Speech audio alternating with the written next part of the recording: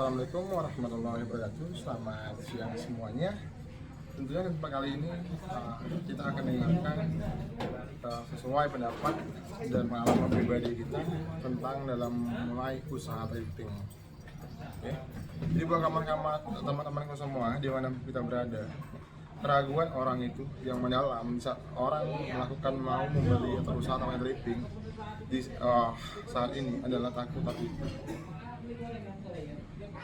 Tentunya semuanya itu saya akan di sini jelaskan tentang solusi bagi teman-temanku agar berbelanja dan membeli pakaian thrifting agar tidak tertipu oleh oknum-oknum yang jahil atau yang memang benar mereka memanfaatkan situasi, keadaan, dan kondisi. Bagi teman-temanku semua sebagai pengusaha pakaian thrifting,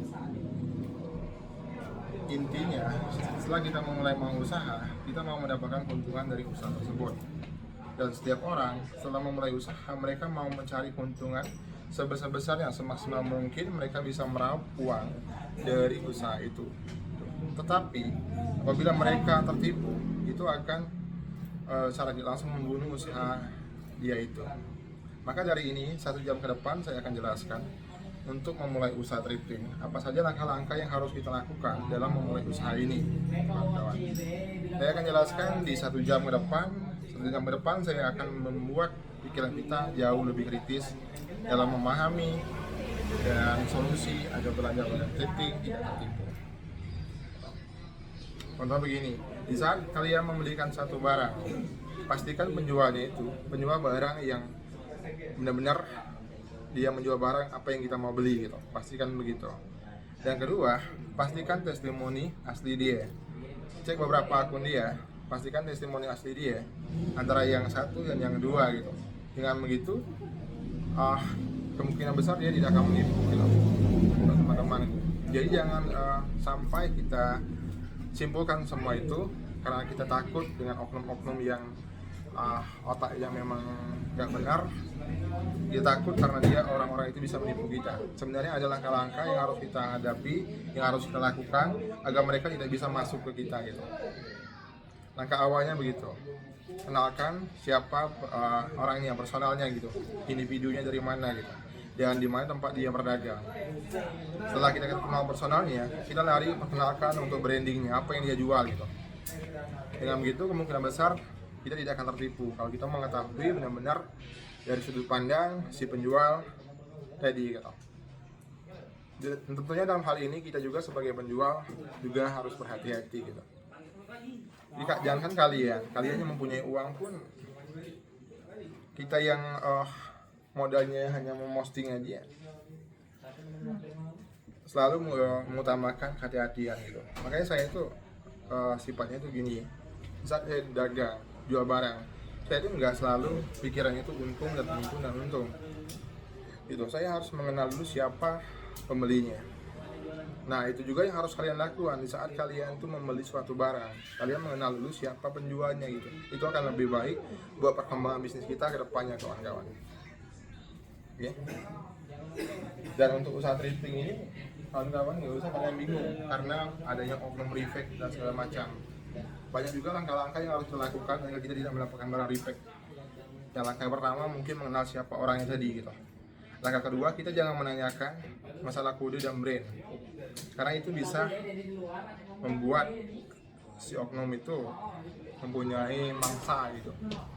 Seseorang yang menanyakan dominan sama kode dan brand itu akan menjadi sasaran empuk bagi sang oknum itu, kawan-kawan. Dan untuk dari saya ya, untuk usaha ini gitu. Usaha ini saya bilang usaha yang minim dari tingkat kerugian, kawan-kawan. Kenapa? Ya karena di Bali nih, saya jamin nih, di Bali nih dia tuh dibutuhkan makanan. Tapi dia lebih memungkinkan karena dia dibutuhkan orang kayak makanan, tapi dia nggak membusuk kayak makanan, nggak membasi kayak makanan, dan nggak membau kayak makanan, kawan-kawan. Tentunya itu juga menjadi sudut pandang kita. Kita mengetahui untuk menilai risiko kegagalan dalam usaha ini. Jadi usaha thrifting ini dia mempunyai semua perencanaan dalam memulai.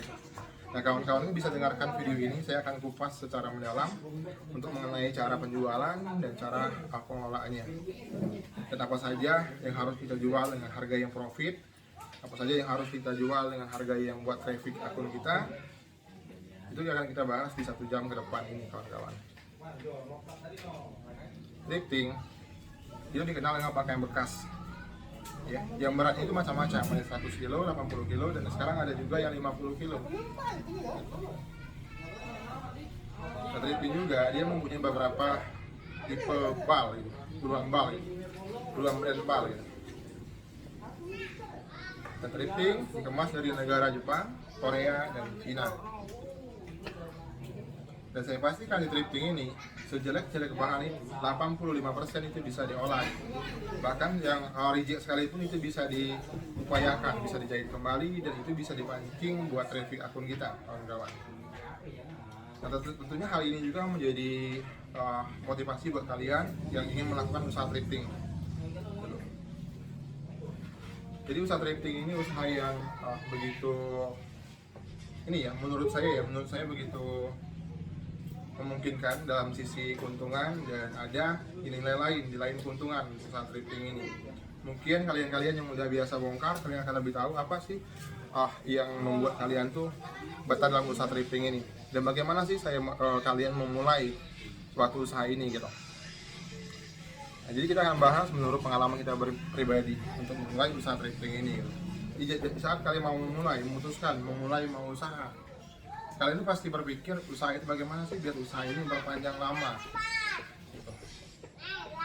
Nah, tentunya juga ini juga harus menjadi perhatian bagi kita yang mau memulai usaha thrifting gitu. Kita harus mengenal dulu cara pengolahannya, mengenal pasarnya, mengatur keuangannya, dan juga mempunyai mental gitu. Dengan begitu kita nggak akan ketinggalan materi buat menjelaskan apa sih keunggulan produk kita dan produk orang lain gitu, walaupun produknya sama gitu. Begitu kawan-kawan ya. Yang kedua itu kita nggak usah takut gitu. Takut dalam melakukan pembelanjaan. Apabila kita udah mengenal orangnya, udah tahu siapa orangnya, udah tahu di mana tempat dia dagang. Nggak usah takut dalam melakukan pembelanjaan. Dan kalau bisa, setelah kita percaya sama satu penjual bal, kita fokus ke orang itu ya, yang berpindah-pindah, maksudnya gitu. Fokus ke orang itu, tanyakan barang ke orang itu. Dengan begitu kemungkinan besar kita nggak akan tertipu sama dia. Dan thrifting ini juga kawan-kawan, itu banyak banget yang mau mulai usaha thrifting ini. Jadi orang-orang yang mungkin mereka yang mau usaha, yang keuangannya hanya mungkin di angka 3 juta atau 4 juta, mereka bisa langsung olah barangnya. Jadi di barang thrifting ini nggak di ini lagi ya, nggak diolah lagi. Begitu barangnya dibongkar bannya, itu langsung bisa dicarikan marketnya gitu. Dan itu juga menjadi perhatian kita, bagaimana sih untuk mengenal market kita gitu. Market kita itu tergantung dengan kebutuhan orang di sekeliling kita. Itu untuk mengenal market, apa sih yang dicari orang gitu di dalam sekeliling kita ini, item apa yang cari orang. Sementara di thrifting sendiri, dia tuh itemnya bervariasi, semua item tuh ada, kategori itu ada semua gitu, dari jenis anak-anak, dewasa, atasannya, bawahan, dia tuh lebih ke per jenis. Kecuali pakaian anak, kalau pakaian anak dia lebih ke random gitu. Di anak itu dia ada cewek, ada cowok, ada atasan, ada bawahan gitu. Sementara kalau yang dewasa dia lebih ke per jenis, kawan-kawan. Makanya orang setelah memutuskan mau usaha thrifting ini, mereka lebih ke dibilang ke ininya spesialis gitu, karena yang mereka beli memang nyata itu satu item gitu. Jadi saya bilang tadi, memungkinkan banget buat kita tuh selalu ini konsisten dalam satu kategori gitu. Kalau kita mau banyak buka kategori, ya tentunya kita juga harus mempunyai modal yang banyak juga gitu. Tapi nggak baik juga dalam melakukan usaha. Usaha itu lebih baik dimulai dari hal yang kecil, membesar dan membesar gitu. Nah, tentunya yang hal ini pemula itu wajib banget kalau mau coba thrifting, ambil 1 atau 2 bal dulu. Sambil dia mempelajari apa sih, bagaimana sih cara kerjanya, bagaimana sih rumus-rumus dalam mengatur harga-harga yang harus ditetapkan gitu. Nah, nanti item berikutnya itu, item lain itu dia mengikut dia, karena secara pengelolaan sama dia, di balik sama dia. Dan juga ini juga yang harus menjadi perhatian kalian, kenapa sih kalian bingung takut belanja di Bandung? Karena di Bandung itu banyak oknum. Itu juga yang saya perhatikan dalam kasus ini gitu. Sebenarnya gini kawan-kawan, di saat orang oknum menipu yang mengaku-ngaku mungkin sebagai penjual di Bandung, kalian harus berpikir, kok orang itu bisa tertipu karena dia melakukan pembelian di Bandung gitu. Berpikirnya gini, di saat orang menipu itu pasti itu adalah tempatnya gitu. Kalian hanya butuh mencari orang-orang penjualnya. Jangan takut akan hal itu. Itu akan ada peluang, petunjuk bagi kalian bahwa di Bandung mungkin adalah tempat thrifting gitu. Nah, kalian tinggal cari aja penjual yang benar-benar amanah, kawan-kawan.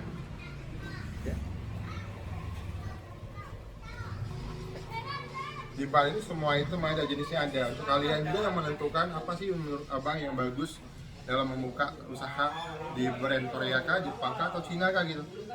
Nah tentunya itu ada tipe masing-masing, semuanya ada keunggulan masing-masing, tergantung dari market pasar kita gitu. Contoh begini, kalau bal Jepang itu dikenal sama brandnya, originalannya. Sementara kalau brand Korea dikenal sama size dan warna. Brand Cina dikenal sama fashion dan model. Makanya aku bilang tadi, semuanya itu ada kelebihan. Kita tinggal tentukan aja bagaimana apa sih yang target market kita gitu. Dengan begitu kita nggak akan bingung dalam melakukan satu usaha, karena semua bal itu ada keunggulannya masing-masing kawan-kawan. Jangan bingung kita akan hal itu ya.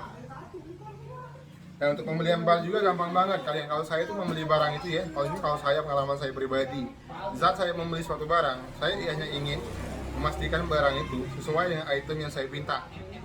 Jangan sampai yang saya minta pakai dewasa itu datangnya pakai anak-anak. Itu saya pastikan itu. Makanya baik banget buat kita mengenal seseorang, tanyakan kepada seseorang benar nggak itu item yang saya punya mau gitu. Kalau dia benar mau, lakukan video call. Kita minta pedagang itu untuk melihat muka dia yang asli gitu. Jangan sampai muka dia itu ada masker atau pakai helm atau sebagainya, jangan sampai ya. Kita harus benar-benar melihat orang itu.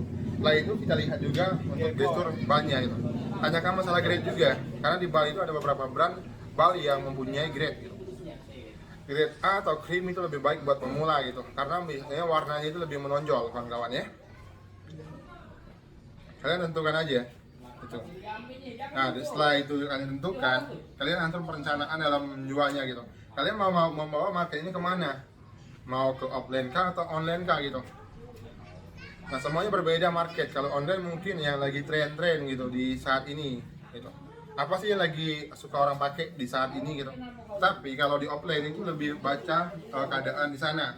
Apa sih yang orang butuhkan di sana gitu. Apa sih yang mereka cari di sini gitu. Kawan-kawan ya. Tentunya hal ini juga harus menjadi perhatian kalian dalam memulai usaha. Usaha thrifting itu adalah usaha di mana kalian itu membeli suatu barang, suatu jenis barang, hanya mengetahui item barangnya. Kalian nggak akan mengetahui untuk kualitas di dalamnya gitu. Tapi saya sebagai penjual, saya udah sering bertanya kepada customer saya yang membuka bal ini. Semua bal itu, apapun jenisnya, apapun kategorinya, itu bisa dikelola. 95% itu bisa diolah, bisa dijual langsung gitu. Kawan-kawan ya. Jadi kalian jangan bingung-bingung untuk menentukan item gitu. Semua item ini bisa Anda kelola. Semua itemnya ada marketnya gitu. Kalian tinggal cari aja, cari marketnya gitu. Ya. Ada item anak-anak, item dewasa, atasan, bawahan gitu. Ya ada semua, tergantung market kita kemana sih gitu. Dan untuk alamat-alamat penjual itu memang kalian harus pastikan di mana sih alamat orang abang ini gitu. Yang mau menawarkan barang ke kita ini, di mana alamat dia. Gitu. Kalau ada waktu kita boleh langsung datang ke gudang dia, silaturahmi ke gudang dia, kita berdialog sama dia, cerita sama dia langsung, gitu. Cerita sama dia bagaimana sih perkembangan bisnis kita ini agar bisnis kita ini berkembang di 10 tahun, 20 tahun ke depan. Tentunya itu juga yang menjadi perhatian kita agar kita ini benar-benar untuk bisnis itu memang ini ya sesuai jalurnya gitu. Kalau kita bisnis thrifting, ya carilah orang-orang yang menjual pakaian thrifting gitu. Ya, tentunya begitu kawan. Dan saya itu di gudang saya ini welcome banget gitu. Jadi saat orang-orang mau datang silaturahmi ke gudang kita akan kirim alam lengkap kita. Dan kapanpun dari manapun orangnya, kapanpun harinya kita bisa siap. Karena kita ini dagang ini udah setiap hari, kita selalu menawarkan pasaran barang kita ini setiap hari gitu, nggak ada hentinya. Karena memang kita cari uang rezekinya dari thrifting ini, pakaian bal-balan ini gitu. Dan bal-balan ini sendiri dari gudang kita, dari gudang manapun dia datangnya seperti ini. Dia nggak pernah kita dikurangin orang atau ditambahin, nggak pernah. Udah datanya seperti balut ini loh, udah bentuk seperti ini kawan-kawan ya. Itu. Jadi untuk mengenai soal brand banyaknya atau enggaknya itu kita juga nggak bisa memastikan, tapi kita bisa memastikan sebagai penjual item yang kalian minta itulah item yang akan datang yang nanti. Untuk mengenai persentase jetpotnya, brandnya atau barang-barang lainnya itu tergantung dari hoki-hokian ya kawan-kawan ya. Dan juga menganggap karena barangnya itu standar isinya, brandnya mungkin dikit, dianggap barang itu barang defect. Karena di Bali itu begitu, Bali itu dikemasnya ya kawan-kawan, dia nggak dipilih-pilih, dia langsung aja diambil dalam satu wadah, diambil dimasukin sesuai dengan berat yang telah ditentukan sama pihak pabrik gitu. Itu kawan-kawan ya. Macam-macam banyak banget jenis bar ini. Dia untuk brand itu puluhan brand gitu, brand Jepang, brand Korea, dan brand Cina. Jadi kalau kita menanyakan brand, menanyakan kode itemnya itu akan lebih canggung teman-teman, karena kode item dan brand Bali tidak menentukan barang jelek atau bagusnya. Itu hanya pertanda sebuah karung dan pertanda sebuah sebuah material kawan-kawan. Tentunya itu yang harus kalian perhatikan juga. Kalian jangan sampai kalian dominan. Karena apa? Kalau kalian dominan sama satu brand yang kalian buka ini hari ini bagus, kode yang kalian buka hari ini bagus, belum tentu kalian buka keduanya itu bagus kembali gitu. Ya nggak bisa dipastikan seperti itu, karena Bali ini sifatnya begitu kawan-kawan. Dia itu ya, di Bali ini dia tuh mainnya begini kawan-kawan. Kalau saya mainnya itu, makanya saya bilang kepada penjual itu, saya nggak butuh kode-kodenya, saya butuh itemnya gitu. Benar nggak sih itemnya saya beli ini gitu, begitu aja kawan-kawan. Dan cara hitungan bal-bal itu sama semua gitu. Setelah orang membuka bal, mereka itu akan memisahkan untuk mengenai harga yang mereka telah akan tentukan gitu. Oh, ini harganya barang yang ini yang menurut dia brand, atau barang-barang yang warnanya bagus atau size yang modelnya bagus, kalian pasti akan membedakan harganya.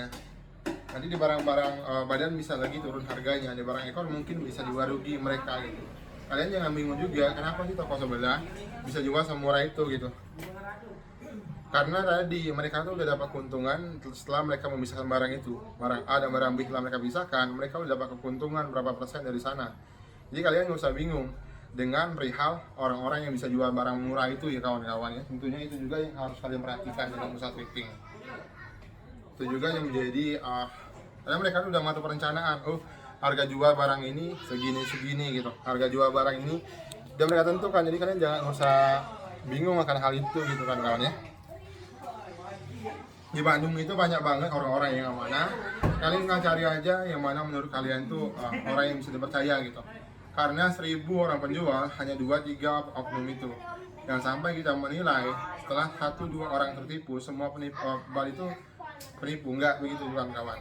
Kita juga terkadang sama toko gudang pun sering juga kena tipu. Atau gini, orang yang mengaku sebagai dropship, mereka meminta barangnya itu dikirim ke alamat, dia berpura-pura dia sebagai pembeli gitu. Jadi di saat itu dia juga mengirim barang ke ininya, ke target market yang telah dia mau dia tipu gitu. Itu juga makanya saat ini saya itu sering juga kena itu. Dan saya telah memutuskan untuk sekarang sampai selanjutnya saya nggak akan menjual barang kepada orang-orang yang tidak saya kenal, kepada orang-orang yang nggak mau video call gitu. Walaupun nggak mengenal, sekarang dia merani video call, menampakkan mukanya dengan real, nggak pakai masker, nggak pakai topeng-topeng, nggak pakai helm dan sebagainya, baru saya berani gitu. Karena kita juga sebagai pedagang sering banget terkadang sama oknum kayak gitu. Di sisi lain kita mengambil barang, kita nggak tega juga sama dengan orang yang ketipunya. Kalau kita mengambil barang yang kita yang rugi gitu, jadi serba salah kita ya. Makanya juga kawan-kawan, tentunya hal ini kalian juga nggak usah selalu berpikir yang terlalu jauh tentang mengenai pakaian thrifting ini, karena adanya oknum ini hanya segelintir orang-orang yang otaknya culas kawan-kawan ya. Gitu. Banyak banget toko-toko yang bisa kalian percaya gitu. Kalian tinggal cari aja toko-toko yang benar-benar real gitu, toko-toko yang benar-benar tahu alamat gudangnya di mana, siapa dia gitu, apa yang dia jual gitu. Carilah orang-orang seperti itu kawan-kawan, agar apa, agar kemungkinan besar kita itu nggak akan tertipu gitu ya. Saya pernah sharing dengan pelanggan saya untuk mengenai perihal orang-orang yang pernah tertipu sama oknum-oknum. Awal saya tanya tuh, mereka tanya ke saya, bang, aku ketipu, kenal nggak sama orang ini? Dia bilang nggak kenal gitu. Kita orang nggak Bandung, memang kita orang yang dagang sini memang nggak kenal gitu. Tapi dia kan ngakunya orang Muna, bisa aja dia ngaku-ngaku kan gitu. Bisa aja dia berpura-pura mengaku orang penjual di sini atau mengaku gudang siapa gitu. Bisa aja, makanya kita tuh benar-benar harus mengenal gitu, mengenal orangnya itu. Ya, tanyakan ke dia kapan waktu lab dia aktif nggak dia ini. Kalau dia aktif, waktu lab nggak aktif, sama dia nggak akan menipu kawan-kawan. Ya, kita benar-benar harus teliti dalam hal ini karena ini kan bisnis kita kan mau dibangun agar usaha kita ini makin hari itu makin maju, makin hari itu makin berkembang gitu, entah itu berkembang dalam bidang omsetnya gitu. Semua orang pasti bikinnya ke sana. Makanya dari itu saya jelaskan lagi kepada teman-temanku ya, kita harus benar-benar waspada dalam hal ini. Jangan sampai kita tuh menjadi target market dari oknum itu ya. Kita harus benar-benar lebih pintar dari mereka gitu, agar mereka tidak bisa menipu kita kawan-kawan. Makanya saya bilang kembali kepada teman-temanku untuk melakukan pembelian terpenting ini, alangkah baiknya kalau kalian datang langsung ke gudang dia, pastikan di mana gudang dia, ngobrol sama dia, ajak berdialog dia itu, ngobrol ya, sharing sama dia. Itu akan lebih memungkinkan buat bisnis kita ke depannya kawan-kawan ya. Nah, di dalam bal ini dia satu item. Kalian mau tentukan aja itemnya apa. Mau cewek kah, mau topi kah, mau blus kah, mau CN kah, semuanya ada item dan semuanya ada marketnya. Semua item bal itu bisa dikelola kawan-kawan tanpa terkecuali ya. Tetapi yang jadi masalah kalian tuh bingung karena kalian tuh baru pemula, baru mau memulai, ya itu hal yang wajar kebingungan itu. Tapi ya kalian ini kalau memang benar-benar masih bingung, masih mentok dengan pikiran kalian, belum tahu mengenal pasarnya, belum kenal siapa yang dibutuhkan dari tempat tersebut gitu, kalian bisa coba dengan item-item apa yang kalian suka dulu kawan-kawan gitu. Apa sih yang aku suka pakai? Nah, coba jual itu. Kalian nanti akan punya materi buat menjelaskan item itu gitu. Juga akan lebih baik buat perkembangan bisnis nanti setelah kita memahami item ini. Mau pindah item lain itu nggak apa-apa, dia mengikut, nanti ilmunya sama dia. Dari item A ke item B, item C, sama semua ilmunya. Pisahkan barang A, barang B, dan barang C-nya. Kenapa sih target market thrifting ini besar? Karena dia tuh mencakup semua kalangan, kalangan A, kalangan B, kalangan C. Jadi mereka tuh bisa mendapatkan barang-barang murah dengan barang yang lumayan bisa dipakai gitu. Karena apa? Dengan semua orang yang bisa melakukan pembelian barang-barang yang baru dengan harga yang mahal, nggak semua orang gitu. Tetapi seseorang bisa beli barang yang brand walau mereka bekerja harian pun tanpa mengurangi biaya uang kebutuhan dapur mereka itu kawan-kawan. Karena harganya memang fantastis, harganya itu sangat-sangat bisa dijangkau gitu. Harganya itu memang terbilang murah lah ya kawan-kawan ya, bisa dibilang begitu. Kebingungan itu hal yang wajar gitu. Jadi dalam hal ini kawan-kawan juga harus mengerti bagaimana caranya agar nggak mendapatkan barang repack gitu. Barang repack itu adalah barang yang ini yang diolah sama oknum, dimana mereka itu biasanya membeli barang borongan dan membuat barang ini gitu, menjadikan bal gitu. Biasanya bukan orang penjual bal, orang-orang yang memang nggak menjual bal gitu, orang-orang yang memang memanfaatkan keadaan, kondisi dan situasi. Jika mereka mengaku sebagai orang yang jual di Bandung, mereka akan lebih gampang mencari market-marketnya. Itu juga yang harus kalian perhatikan kawan-kawan ya.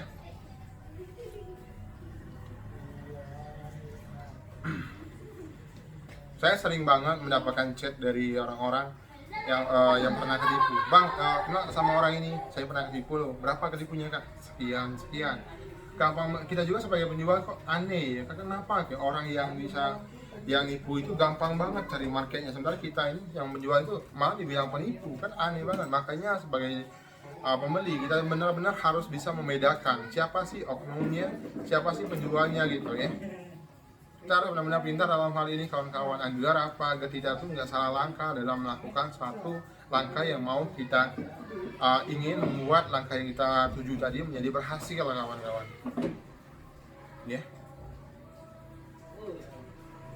Dan semua item di trading ini, apapun itemnya, itu harganya juga beda-beda, tergantung dari budget kalian ada gitu. Jadi nggak harus kalian itu mempunyai uang miliaran berusaha ini. Uang 3 juta tuh bisa dapat, ada di kaos cewek dengan panjang, 3/4, 7/8, itu bisa kalian mulai usaha itu. Kalian bisa langsung jual, setelah kalian bongkar barangnya yang modal 3 juta itu langsung kalian jual, pasarkan, cari marketnya gitu. Dan usaha ini juga, itu dari kalangan remaja, dewasa, sampai kalangan tua pun ada yang mulai, banyak yang mulai usaha ini gitu.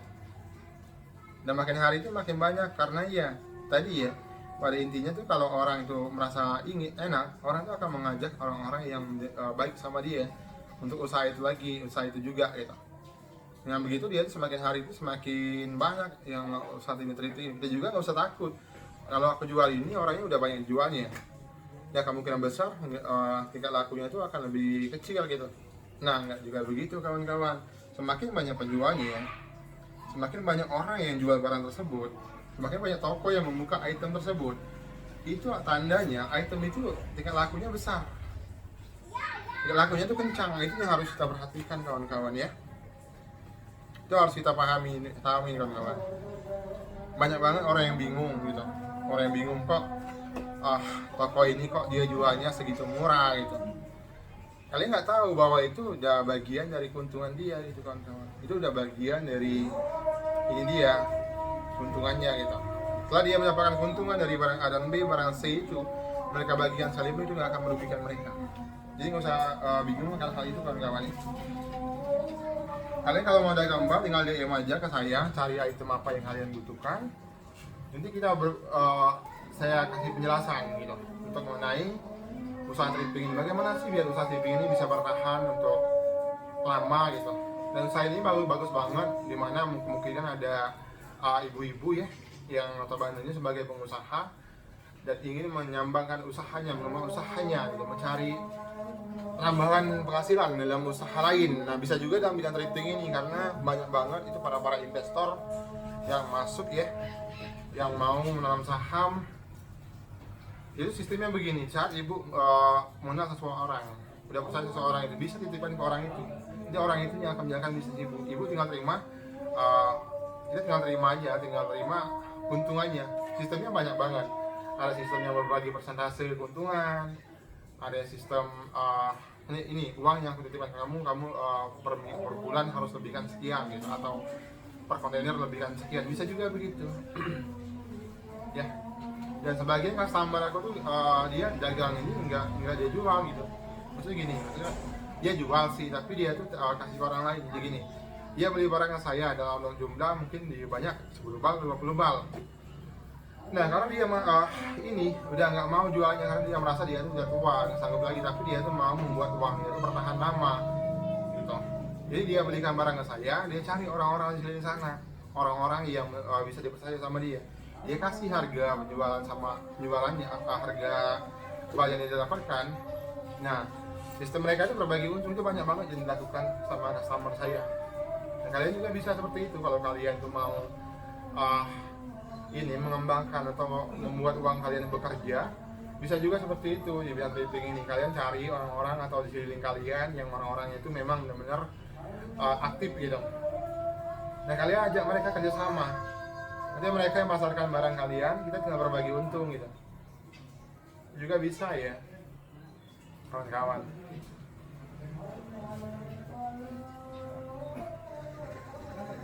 Bisnis ini makin hari itu makin banyak ya. Ada kalau mahasiswa yang usaha ini, ada juga ibu-ibu sebagai IRT, ibu rumah tangga, bahkan bapak-bapak menjadi tuang punggung keluarga juga banyak usaha ini gitu.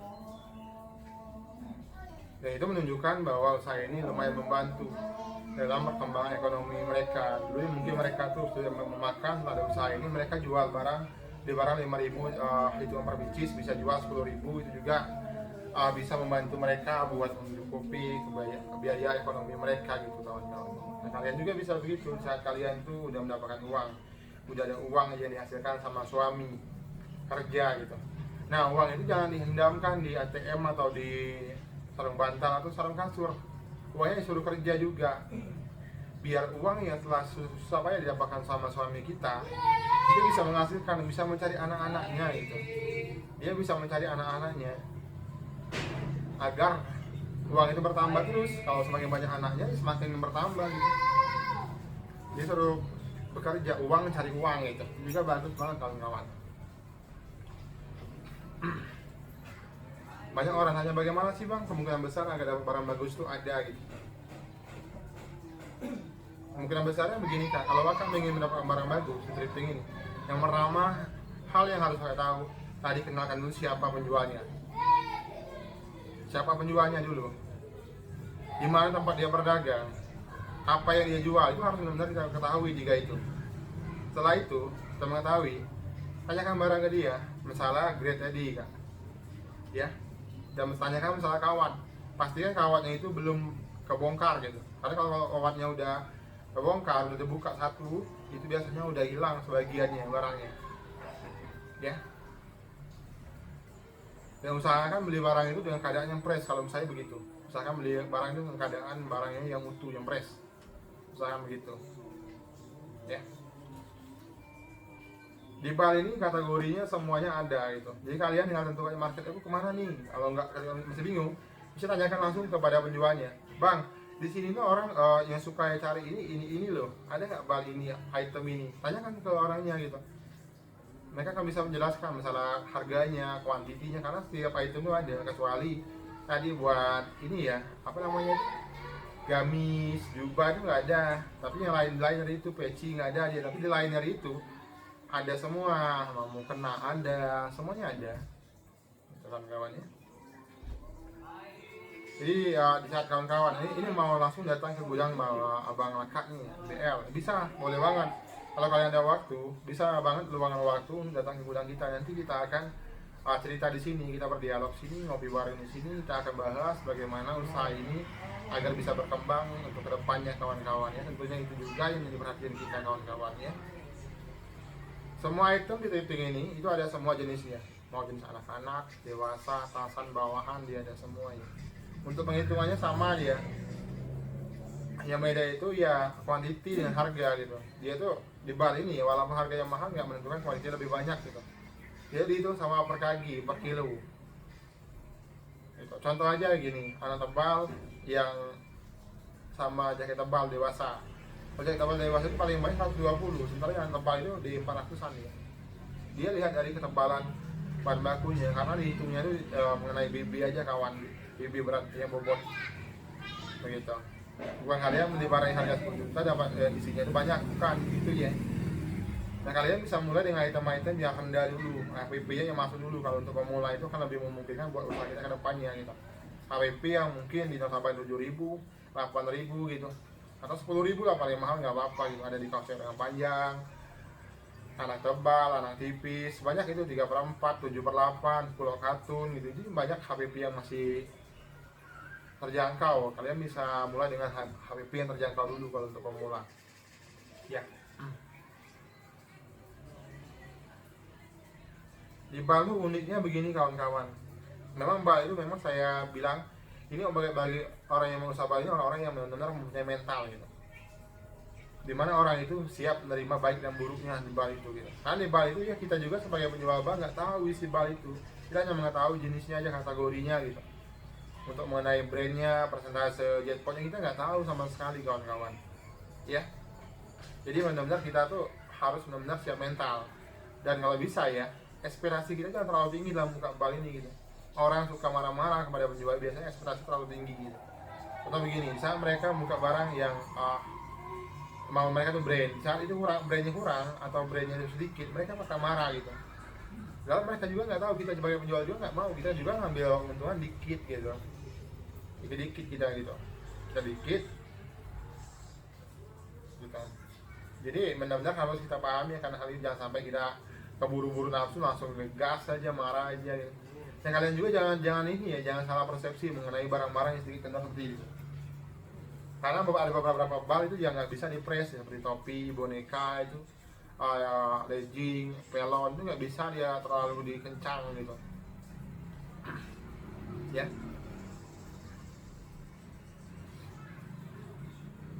Setiap hari itu banyak banget orang-orang katanya ketipu lah sama orang inilah, sama pelanggan yang udah biasa dia belilah. Nah, itu juga yang jadi perhatian kita kawan-kawan. Makanya saya bilang tadi, setelah kita memutuskan mau beli satu barang, pastinya pastikan penjual itu penjual barang yang mau kita beli gitu. Pastikan begitu kawan-kawan agar kita tidak ketipu sama dia gitu ya.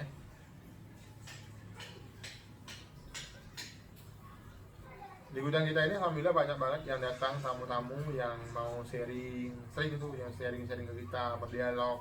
Ada yang dari Sumatera Barat, Sumatera Selatan, Sumatera Timur, ada yang dari bagian Sulawesi Tenggara, Sulawesi Timur, itu Sulawesi Selatan, gitu. Banyak yang datang ke gudang kita ini. Untuk pengiriman juga nggak usah takut. Oh ini barangnya jauh loh, nggak bisa kirim, nggak. Semua pengiriman bar itu untuk asalkan kita masih di wilayah Indonesia Raya, Merdeka, itu bisa dikirim ya kak barangnya. Ya, kemanapun itu bisa dikirim. Kita juga udah ratusan ribuan bar mungkin kirim barang ke seluruh Indonesia ya. Sama sekali nggak ada barang-barang yang nyangkut di mana. Barang pada sampai sesuai jadwal yang telah ditentukan sama pihak ekspedisi. Gitu. Dan barang itu dibawa sama ekspedisi yang udah profesional, mereka udah di bidangnya. Jadi kalian nggak usah takut. Kalian nggak akan menerima barang basah atau barang tenggelam di laut dulu atau barang yang kena petir atau kenapa, nggak akan ya. Kalian mendapatkan barangnya seperti yang kalian beli itu, asalkan kalian memastikan pedagangnya itu benar-benar bisa dipercaya gitu ya kawan-kawan ya. Jadi apa yang dibingungkan masalah pengiriman? Tentunya kalian tuh masih bingung, bukan soal pengiriman aja. Saya mengerti juga apa yang kalian pikirkan, masalah sistem dimana mungkin kalian tuh nggak bisa COD, jadi kalian tuh harus membayar itu membuat kalian ragu. Itu saya juga memahami itu. Tapi ya kawan-kawan, kita juga harus benar-benar ini ya, benar-benar bisa memikirkan gitu. Barang ini, dia itu bentuknya besar dan dia itu melalui ekspedisi itu mungkin kalau jarak jauh itu mingguan gitu. Jadi memang kalau jangkanya itu jangan sampai 1 hari 2 hari nggak bisa jodi, tapi kalau yang dekat yang mungkin perginya malam nyampainya subuh itu bisa disampaikan jodi. Makanya jodi itu berlaku untuk keliling Jawa Barat, sebagian Jawa Timur juga bisa, tapi luar itu nggak bisa. Tapi untuk pengiriman semuanya aman terkendali, barangnya akan sampai sesuai jadwal yang telah ditentukan sama pihak ekspedisinya kawan-kawan. Jadi nggak usah bingung karena hal itu ya. Dulu juga pelangganku bingung-bingung juga dalam melakukan pembelian, tapi setelah dia mencoba 1-2, dia lebih percaya, lebih ini yakin, bahkan uang barang yang nggak ada pun dia transfer. Karena ada sebagian barang-barang yang kita nggak ada, orang ada. Jadi barang itu memang harus kita, bahasanya itu harus kita amankan gitu, agar barangnya nggak jual sama gudang lain. Mereka udah berani transfer. Jadi nggak usah takut akan karena jarak jauh, karena masalah nggak bisa COD, nggak usah takut. Itu adalah hal-hal yang sepele kawan-kawan ya di Bali ini. Kalian pastikan aja penjualnya itu amanah, sudah aman semuanya terkendali kawan-kawan, nggak usah dikhawatirkan masalah itu ya. Nah untuk jenis Bali banyak banget ya, ada yang dari Bal Cina pun ada Aji, Good News, ada beberapa lain Bal App gitu. Korea juga begitu ya. Jepang juga begitu. Nah tentunya itu kita juga untuk menentukan barang bagus atau enggaknya itu bukan masalah ininya, bukan masalah kode barang atau brandnya gitu. Beda aja itemnya, pastikan itemnya yang sampai kita beli pakai anak-anak isinya pakai isinya itu ruca-ruca. Yang sampai kita beli ruca-ruca isinya pakai anak-anak, itu akan rugi buat perkembangan bisnis kita ke depannya kawan-kawan nih. Jadi dari itu kita benar-benar harus bisa lebih cerdas lagi, nah bisa bilang gitu ya, lebih cerdas lagi dalam melakukan pembayaran suatu barang, apalagi jaraknya lumayan jauh gitu. Carilah benar-benar pedagang yang benar-benar bisa dipercaya ya gitu. Di semua item tuh dia beda-beda. Kalau yang bebas atau mau kalian MGP ada khusus MGP-nya, kalau cowok ada kalau cowoknya, kalau cewek ada kalau cewek gitu. Kalau pakai anak itu lebih kecampur, dia random, ada atasan bawahan cewek cowok kawan-kawan ya. Gitu. Bingung-bingung dalam memulai itu hal yang wajar kawan-kawan. Tapi jangan sampai kebingungan itu menghentikan niat kita yang mau mulai usaha. Takutnya nanti kalau kita bingung-bingung terus, keburu uangnya habis baru mau mulai kan, percuma, uangnya udah nggak ada lagi gitu. Di Bali ini juga kalian nggak harus ini uangnya kurang nih, ada uang 3 juta, nggak ada harganya 3 jutaan. Ada di kaos cewek dengan panjang 3/4, 7/8, itu ada harga 3 jutaan kawan-kawan. Jadi kalian nggak usah bingung masalah harga gitu. Kalian usaha itu nggak harus usaha yang ratusan juta. Mulai 1-2 balon itu kan lebih baik gitu, agar kita bisa belajar lagi ke depannya. Oh ini ya item yang harga 3 juta, berarti kuantitinya sekian-sekian dan isinya HBB sekian-sekian. Kita bisa pisahkan barang-barang itu. Tetap barang harga 3 juta itu bukan karena produknya jelek, tapi itemnya gitu. Itemnya itu kemungkinan ada item yang murah karena harga bal ini berdasarkan item. Orang beli bal ini dia tergantung item.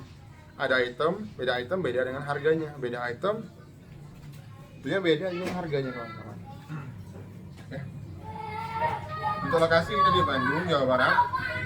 Bagi kawan-kawan tuh yang mau survei langsung ke gudang kita, itu boleh banget. Nanti kita akan DM alamat kita. Kalau tinggal DM nanti kita akan kasih salokan kita. Atau enggak tuh kawan tinggal datang aja ke dibagi, tanyakan kepada orang-orang penjual bal untuk gudang MBL. Kita resmi loh, kita orangnya welcome banget. Siapapun yang datang ke gudang, siapapun mau bertanya gitu.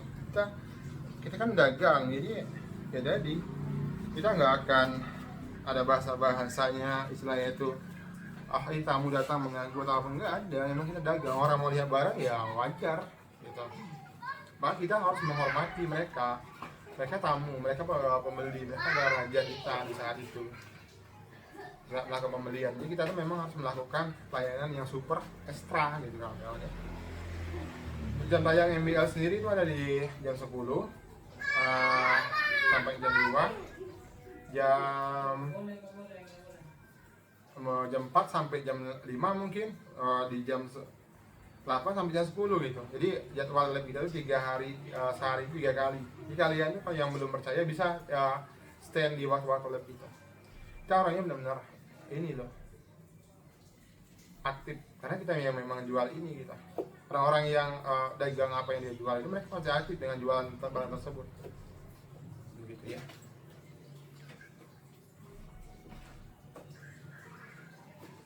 Mengenai ongkir ya, ongkir itu tergantung dari alamat gitu.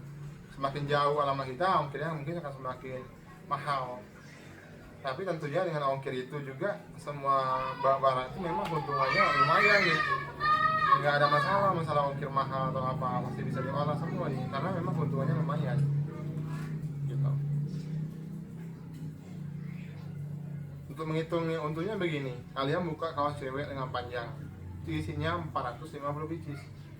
Setelah kalian pisahkan barang kepala, yang kalian bisa jual 25, 100 dikali 25 itu udah 2.500.000. Itu hitungan yang sangat gampang kawan-kawan. Hitungan yang kita hitung cepat lah ya. Jarang kalau barang-barang kepala orang jual 25 gitu.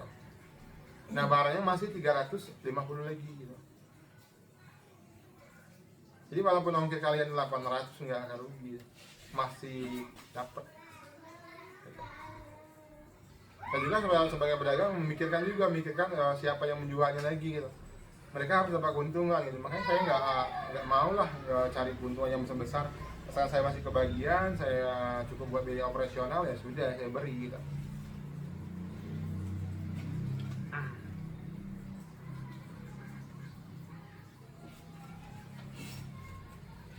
Dan bal juga warna karungnya beda-beda dia, ada warna kuning, warna hijau, warna oranye gitu. Ya. Makanya saya bilang di bal ini dia tuh yang menentukan itu bukan masalah brand dan kode. Itu masalah itemnya. Pastikan item benar, item yang kalian mau beli gitu. Ya.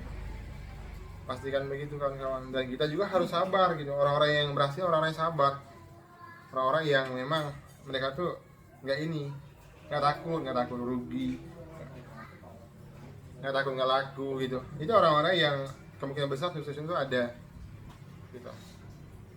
Kenapa saya bilang ya begitu? Kalau orang-orang belum itu udah memikirkan, oh ini nggak laku nih, jual murah, ini nggak makul nih, jual murah, ujung-ujungnya nggak ketemu nantinya untuk mengenai harga. Dan makanya saya bilang tadi, kalau bagusnya kalau kita membuka bank itu kita konsisten dalam satu kategori itu. gitu. Jangan berpindah-pindah kategorinya sebelum kita menguasai kategori itu, sebelum orang-orang mengenal bahwa kita menjual pakaian tersebut gitu. Begitu. Takutnya nanti tuh orang-orang biasanya gagal tuh gini, orang-orang yang gagal dalam usaha trip ini, mereka itu yang nggak sabar gitu. Seketika mereka memutuskan buka kaos cewek dengan panjang, menurut mereka kurang laku. Nah mereka buka lagi kaos cewek dengan pendek gitu. Padahal yang ini juga belum dapat loh modelnya. Mereka udah buka bal lagi. Bagusnya itu buka bal konsisten satu bal dulu. Tembus yang ini belikan balnya, nanti uangnya sambungkan gitu. Nanti bertembus lagi uang ini belikan lagi, uangnya tabungkan, dapat beli dua gitu. Sabar bukanya, nggak usah buru-buru gitu. Kalau orang buru-buru biasa gini, kita jual kaos cewek 10 orang nanya kaos cewek ya, panjang gitu ya, kita jual ini. Satu orang nanyakan kaos cewek dengan pendek, kita jual kaos cewek juga. Enggak juga begitu. Jadi ya sesuaikan aja, sesuaikan apa yang telah kita putuskan dari awalnya gitu. Kita benar-benar harus konsisten agar benar-benar algoritmanya itu trafficnya itu naik gitu. Ini gak usah sabar. Kenapa sih orang kok bisa jual rame, kok aku sepi gitu? Tergantung dari ini persoalan brandingnya. Orang semakin dikenal ya, pasti akan semakin laris dagangannya kawan-kawan. Semakin dia banyaknya dikenal orang, semakin luas jangkauannya, tingkat laku pun akan semakin besar. Begitu. Nah kalian bisa bentuk semua itu dengan memulai kalian itu atur cara ininya, cara pengelolaannya gitu. Oh ini harganya udah ditetapkan begini, segini harganya. Yang kemarin ini udah ditetapkan segini harganya gitu. Memang harus atur dalam manajemen harga itu kawan-kawan. Jadi nggak usah buru-buru lah, nggak usah takut-takut. Kalau takut-takut buru-buru ya kemungkinan besar kita akan gagal. Orang-orang yang gagal terkadang bukan karena produknya jelek loh. Orang-orang yang gagal terkadang karena tadi mereka nggak punya perencanaan, mereka itu nggak mengenal pasar, mereka itu biasanya itu tidak sabar, ingin cepat untung gitu, nggak sabar mau cepat untung. Yang keempat itu mereka nggak punya mental. Itu yang biasanya membuat suatu toko itu menjadi berantakan kalau mereka udah nggak punya itu. Jadi kalian tuh harus punya 4 itu dulu, punya mental, mengenal pasar, sudah tuh keuangan tuh nggak berantakan. Insya Allah kemungkinan sukses itu akan lebih besar gitu kawan-kawan ya. Itu akan lebih ada. Jadi kalian benar-benar harus bisa membentuk 4 itu gitu.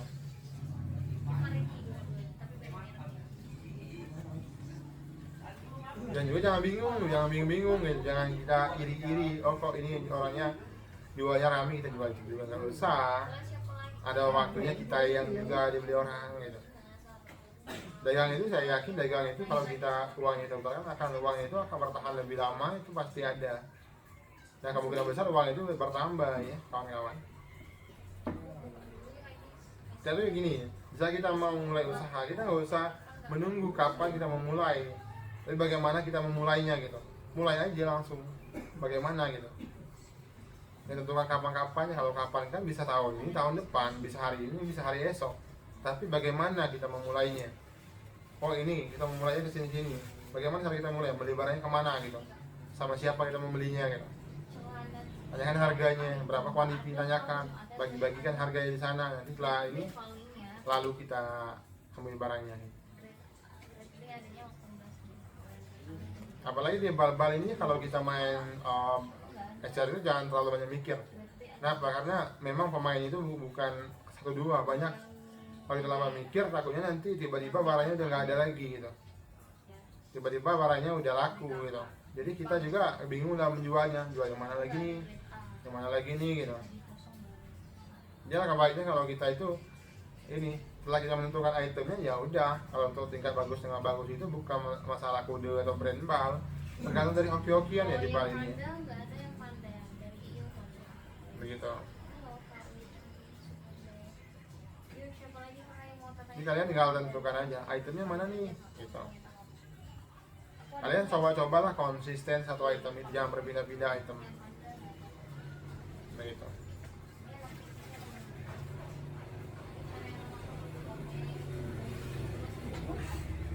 pengiriman barang hari ini juga alhamdulillah udah dikirim hari Senin ini.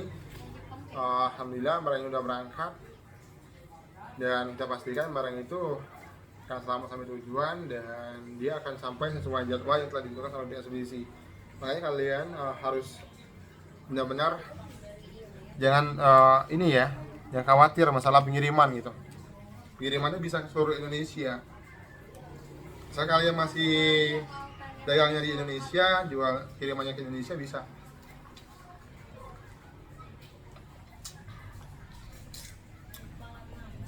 Ya tinggal tunggu aja di rumah, nanti barangnya akan sampai.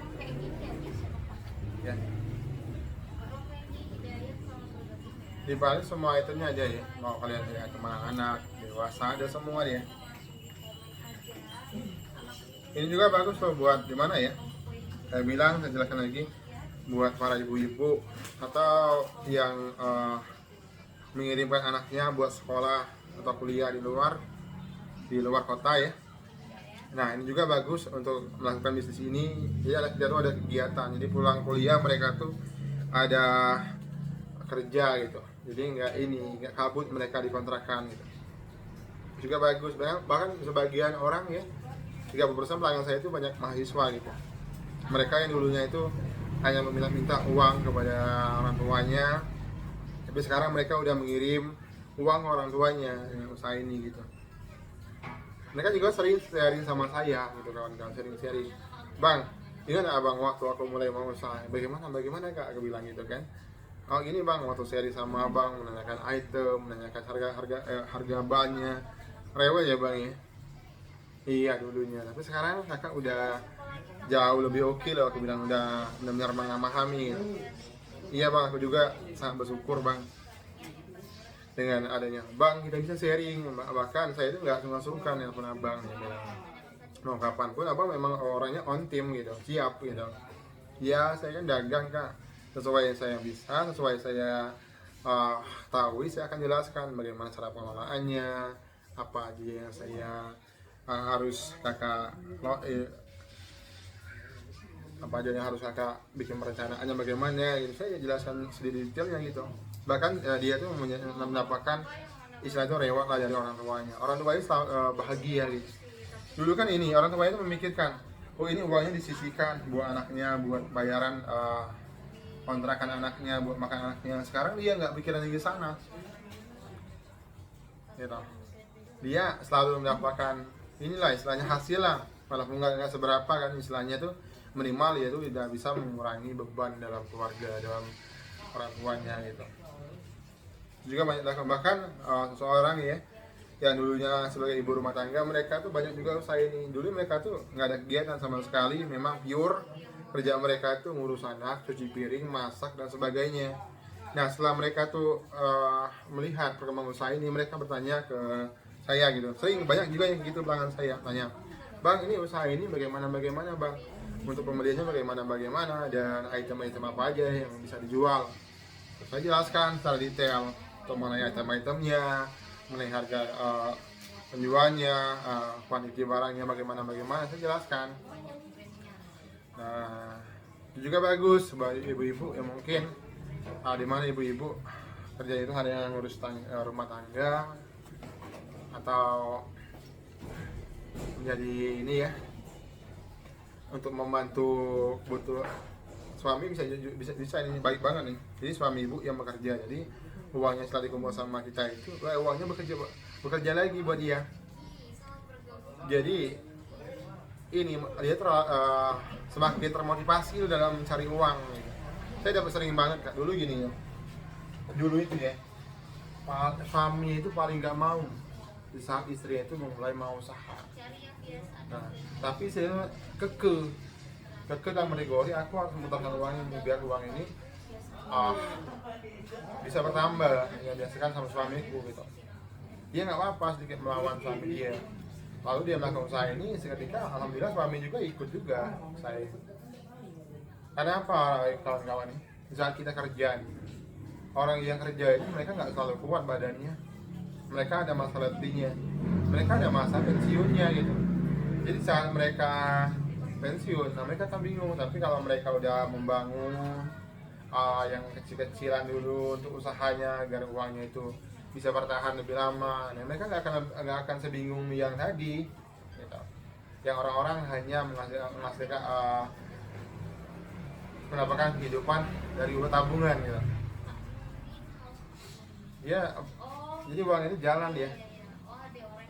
Nah jalan itu dia nggak tahu kita ketemu siapa, bisa ketemu ibunya, bisa ketemu anaknya, gitu. Jelas dia jalan itu pasti mencari sesuatu.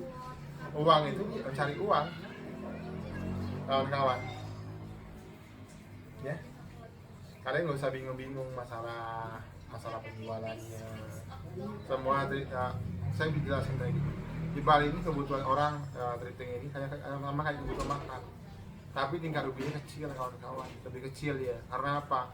Kalau kalian jual buah-buahan, kemungkinan kalau dia nggak laku dalam seminggu, barangnya busuk, buahnya membau, buahnya bisa ulutan. Tapi kalau thrifting ini pakai ini enggak, ya. Itu aja. Tapi dia dibutuhkan 1 hari 3 kali sama kayak makan.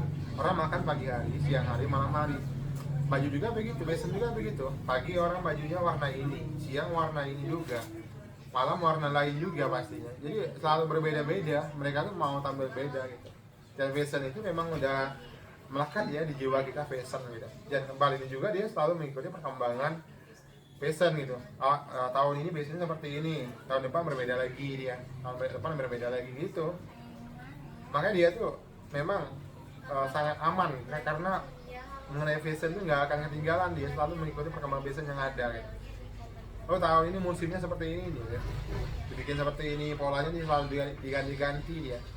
Dan persepsi orang juga nggak begitu benar ya mengenai pakaian thrifting ini adalah pakaian yang mengandung bakteri gitu. Sama sekali barang ini nggak ada bakterinya. Jadi barang ini mungkin udah puluhan tahun ya dijual itu. Bahkan nggak ada ya orang yang ya tiba-tiba gatal lah, sakit, nggak ada. Karena barang ini saya tahu sebelum barang yang dikemas, barang itu udah steril, udah di laundry, udah dikasih obat-obatan begitu. Sama sekali hama nggak ada. Dan barang ini karena orang persepsi orang semuanya bekas, nggak semuanya bekas, karena sebagian itu masih ada yang bertag label, masih ada yang berbungkus plastik, masih ada yang like new gitu, masih ada yang masih tag label. Bagian juga ada yang baru loh kawan-kawan ya, begitu. Dan Bali ini juga alhamdulillah sangat membantu loh dalam perkembangan ekonomi karena ini yang saya tahu ya, yang usaha thrifting ini sebagian orang itu 90%-nya itu orang-orang dunia pengangguran. Jujur aja saya, 90% orang yang berusaha thrifting ini 90%-nya orang yang dulunya itu orang yang menjadi pengangguran. Tapi setelah mereka mengenal usaha ini ya mereka ada kegiatan, ada uang buat mereka makan, ada uang yang buat mereka asap mereka tuh dapur mereka bisa berasap gitu. Itu yang saya lihat. Kalau ini juga sangat membantu bagi orang-orang individu tersebut gitu.